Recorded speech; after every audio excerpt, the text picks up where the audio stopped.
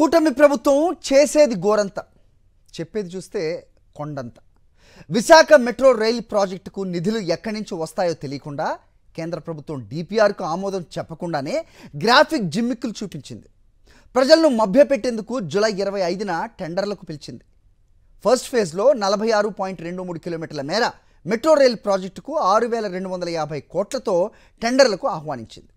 Project మొత్తం వ్యయం 11,495 కోట్లు కాగా 3 కారిడార్లలో ఫేజ్ 1 పనుల కోసం ఈపీసీ ప్రాతిపదికన ఏఎంఆర్సీ టెండర్ షెడ్యూల్ విడుదల చేసింది. ఈ పనులను 3 ఏళ్ల కాలపరిమితితో పూర్తి చేయాలని టెండర్ షెడ్యూల్లో చెప్పింది. టెండర్ సమర్పించిన 180 రోజుల వరకు బిడ్ వ్యాలిడిటీ ఉంటుందని నోటిఫికేషన్లో తెలిపింది. రేపటితో టెండర్ గడువు ముగియనుంది.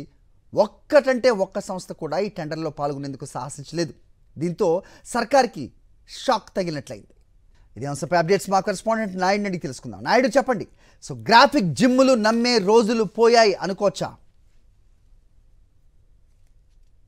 ఎదురుదెబ్బ తగిలింది. విశాఖ నగరంలో మెట్రో రైల్ ఏర్పాటు చేస్తామని చెప్పినప్పటికీ కూడా ఒక్క సంస్థ కూడా బిడ్ లో పాల్గొనేందుకు ముందుకు రాలేదు. రేపటితో ఈ గడువు కూడా ముగుస్తుంది. విశాఖ నగరంలో 3 ఫేజీల్లో ఈ మెట్రో రైలు ప్రాజెక్టును పూర్తి చేస్తామని చెప్పి కూటమి ప్రభుత్వం ఎన్నికల ప్రచారంలో చెప్పుకువచ్చింది. దీనికి సంబంధించిన అనేక డిజైన్లను కూడా ఏర్పాటు చేసింది.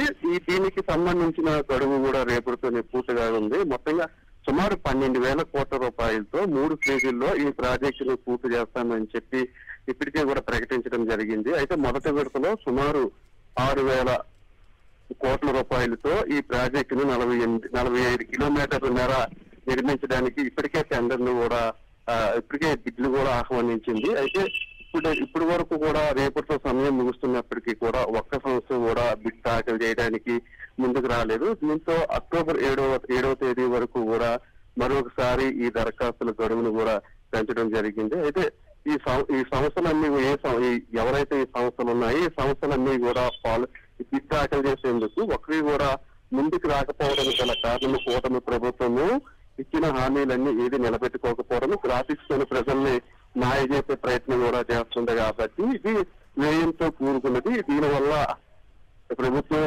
అనుకున్న సమయానికి కూడా పూర్తి చేసేందుకు సహకరించే ప్రయత్నం కూడా లేదు. అమరావతిలో ఏ విధంగా అయితే ఒక గ్రాఫిక్స్ తో ప్రజలను మాయ చేస్తుందో ఇక్కడ కూడా అదే విధంగా మాయ చేస్తుందనే అభిప్రాయం ఎవరైతే ఈ నిర్మాణదారులు ఉన్నారో వారెవరూ కూడా ఇదే అనుమానంతో ముందుకు వచ్చే పరిస్థితి కూడా కనిపించడంతో అనుకున్న సమయానికి ఇది పూర్తయ్యే అవకాశం కూడా కనిపించలేదు. దీంతో మరొకసారి గడువు పెంచేందుకు కూడా కూటమి ప్రభుత్వం సిద్ధమైంది. విడతల వారీగా అంటే ప్యాకేజీల్లో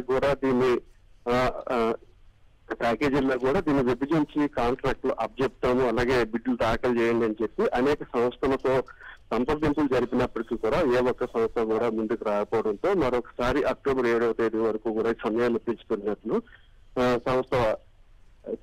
పెంచుతున్నట్లు కూటమి ప్రభుత్వం మరొకసారి సమయాన్ని పెంచడం జరిగింది. హరి.